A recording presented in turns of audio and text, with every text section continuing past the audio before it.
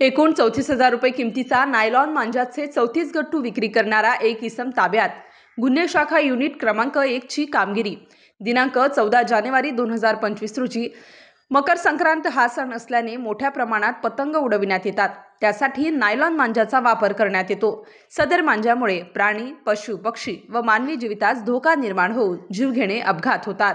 त्यामुळे सदर नायलॉन मांजा विक्री करणाऱ्यांवर इसमांवर सक्त कारवाई करण्यात आलेली आहे।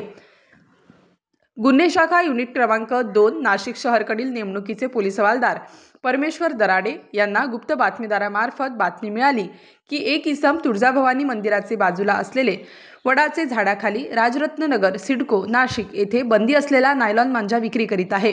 अशी खात्रीशीर बातमी मिळाल्याने सदरची माहिती वरिष्ठ पोलीस निरीक्षक विद्यासागर श्रीमनवार यांना कळवून त्यांचे मार्गदर्शनाखाली गुन्हे शाखा युनिट क्रमांक 2 चे सहाय्यक पोलीस निरीक्षक डॉक्टर समाधान हिरे, श्रेणी पोलीस उपनिरीक्षक यशवंत बेंडकोळी, मुख्तार खान पठाण, सहाय्यक पोलीस उपनिरीक्षक प्रेमचंद गांगुर्डे, पोलीस हवालदार संजय सानप, चंद्रकांत गवळी, मनोहर शिंदे, संजय पोटिंदे, प्रवीण वानखडे, तेजस मते अशांनी सापळा लावून शिताफीने नायलॉन मांजा विक्री करणारा इसम यास ताब्यात घेऊन त्यास त्याचे नाव विचारले असता त्याने त्याचे नाव प्रथमेश रवींद्र दाभाडे वय 22 वर्ष असे सांगितले।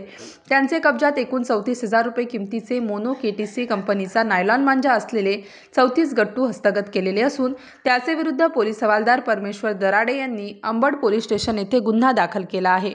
स्टार न्यूजसाठी सिद्धार्थ लोखंडे, नाशिक।